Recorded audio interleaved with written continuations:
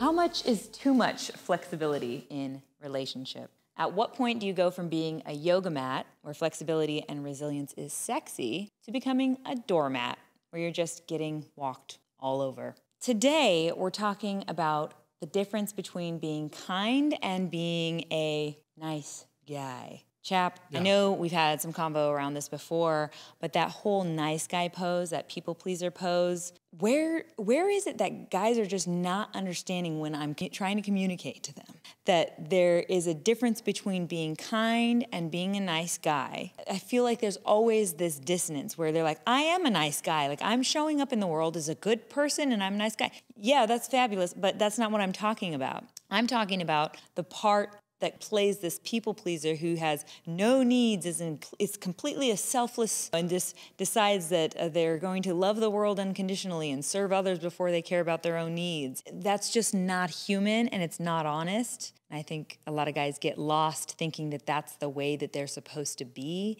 in order to win over people in their lives. Yeah, well said, because that's kind of the initial thought that we want to convey is that when we say the nice guy, we don't mean, you show up when you're supposed to, you take your little sister to baseball practice. We don't mean that. What we're talking about is the doormat type of guy. Nobody does it out of pureness. There's always something going on. I guess the question maybe you should ask yourself is, are you a Buddhist monk?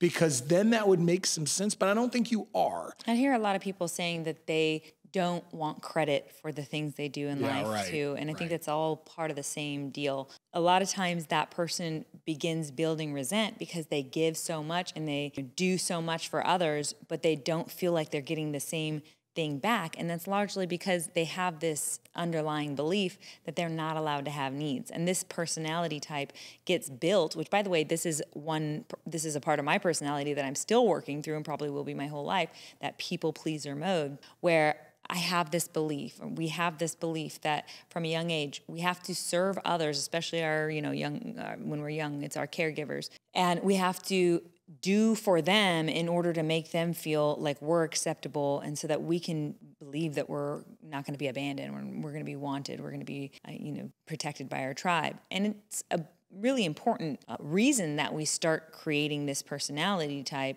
It's out of protecting ourselves. It's out of a survival mode. But as we grow into adults and we grow into hopefully very more conscious adults and mature adults, we start recognizing where we're actually getting really upset and we're not even sure why anymore. We're getting friend zoned over and over. We're getting, these patterns start popping up in our life where we're like, what is it that is creating the same feeling inside of me of resentment or a little bit of bitterness or some sort of anger at people around me, because you just feel like they aren't going to ever show up for you in the way you want. They're never going to give you the respect that you want. They're never going to care about you in the way that you want.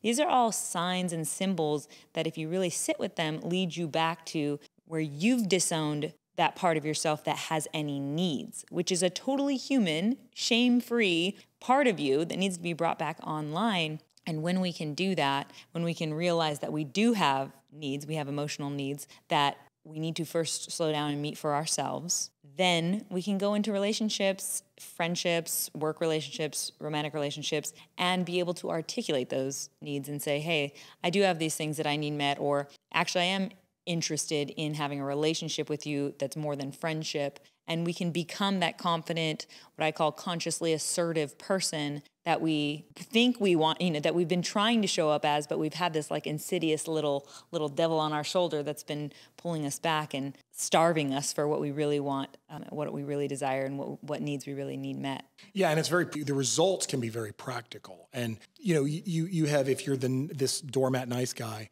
the results can be you only attract people that are going to use you because you're the, quote, nice guy. You're not going to attract anybody. Maybe that's a result. You're going to attract just completely wrong people that you're not interested in. In say more of a friendship world, you might notice that people call you every time they need something because they know you're going to go and bend over backwards to help them. And then over time, you're like, why are these people texting me all the time? I mean, maybe you're the one that set up this, set the stage. Let's just break it down to a realistic scenario. You go on a date with a girl, and let's say you're the nice guy, you're really showing up for people more than they show up for you is how you look at it. And you really wish you did have the respect and credit you think you deserve, but you just can't seem to get people to realize that about you, realize those good things about you. If we're getting really down to the reality of what's happening, when you're walking into that date and you're having this back and forth with this person who's on the other side of the table from you, you're so desperately looking to be received and wanted in this moment that you're being incredibly agreeable. You are finding any way to please this person in the moment, even if it means transgressing yourself. Because maybe what you're talking about isn't something that you actually agree with but you're just pretending, essentially. So even if you're doing that from a place of wanting to be nice, that's quite manipulative because you're just basically being dishonest. And that is an obvious energetic for whoever you're sitting across from. Even if you think you're doing the best job at hiding it and they can't even articulate what it is about you that is disingenuine, they don't trust you 100% because you're not even being honest with your own self regarding what you need and what you want, what your desires are. So I want to get clear too. So this is like really decoding this nice guy pose and why we do it and all that. And I think a lot of people jump as soon as I say, we're not any longer wanting to hold this nice guy pose and be this kind of wimpy, people pleaser, spineless guy. We want to be what I call consciously assertive. And people think that means jumping to the other extreme, and it absolutely doesn't. And in all of our conversations, it's always about finding that middle ground. The other extreme would be that narcissistic asshole who's like the macho jerk, and he's always being pushy with what he wants. He's being overly aggressive, thinking that what his needs are matter more than anybody else's needs on the planet. This is not what we're talking about. We're talking about conscious assertiveness. This is someone who lands somewhere in the middle where they realize that they have needs, that they have what I would call like a healthy narcissism, which isn't the best term because the term narcissism is so demonized. Well, it's very broad. It's very broad. But it's someone who realizes that they got to fill their cup up first before they can begin filling the cup of others. Right? And in order to get there, it's about getting conscious about what our needs actually are. First of all, taking the shame around having emotional needs away, and then discerning which ones are the ones that we need to work on for ourselves, and then whatever we need help with from the people in our lives in relationship to us, we need to be able to ask that articulately. And that might look like, I'm looking for a relationship with someone, not just a friendship, and I'm interested in you. Are you interested in me? And that's not an asshole thing to do. That's your honest truth. But if you're dating a girl in your mind and you're just trying to get her to know you and y'all are playing friend zone, right? But in the back of your mind, you're constantly wanting her to decide she's going to sleep with you one day or become your wife one day or something, and you're not being assertive with that truth, I think it literally comes off as dishonest, even if no one in that dynamic wants to even touch it and really dive into it because it's uncomfortable for both people. It's apparent in the energetic in the room. Does that make sense? Let's back up real quick. What do you mean by, but when you say transgression, right. Because when I hear trespass, that has intent, and you go on somebody's property without their permission and you touch it, and because I'm a lawyer and that's how we think. So when you use these terms, I'm like, wait, does she mean this way or this way? Legal trespass, civil trespass? Another word for transgression would be trespass. So sin, trespass, transgression, whichever way you want to look at it. Right. But essentially there's 3 types of transgression that we want to keep in mind for this conversation. And it's you transgressing another person, right? But what does that mean? So crossing their boundaries, crossing them in some way. Transgression would be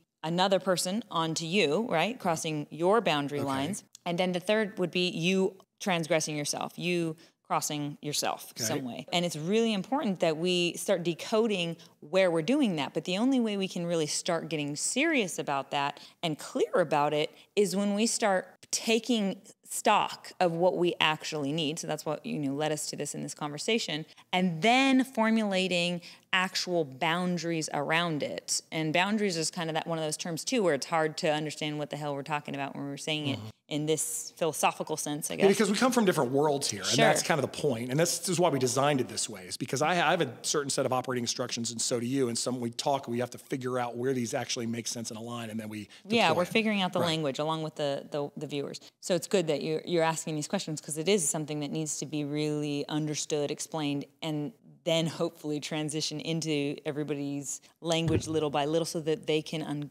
code this stuff with themselves. You know, in this generation, it's so much about labeling, and we get a lot of flack for that as millennials. But the beauty of labeling is if you don't so deeply identify with it that you can never let it go. As long as it's accurate, though. It's got to be accurate. It's got to be accurate. Right? The problem is the millennials like to label things incorrectly. But we have to try stuff. You know, we have to see something and go, oh, yeah, that does resonate with me. So, okay, I can take this label and I can say, this is what I'm doing, you know? So in this situation, if you notice yourself having a feeling of bitterness or resentment, this is a great indicator. This is the indicator I would tell anyone to look out for.